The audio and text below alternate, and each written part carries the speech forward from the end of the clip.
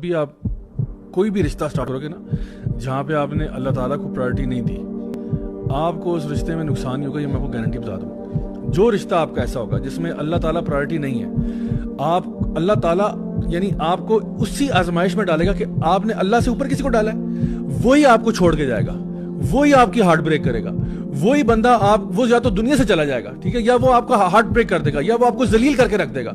جب بھی آپ اللہ سے اوپر کسی کو لے کے آؤ گے، اور جب آپ کی محبت اللہ تعالیٰ کی محبت کے نیچے ہوگی نا، اللہ تعالیٰ will bless that relationship and it will be a relationship where you will grow in love every single day.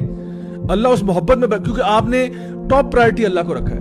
یہ میں آپ کو ایک گولڈن رول بتا رہا ہوں، اس کو نا لکھ لو، کمرے میں لگا دو کہ اگر میں نے کبھی اللہ کو میں نے سیکنڈ پرائرٹی دی نا، اللہ مجھے اسی محبت میں توڑ کے رکھ دے گا. بہت زیادہ نیک اعمال کر کے انسان جنت میں نہیں داخل ہوتا.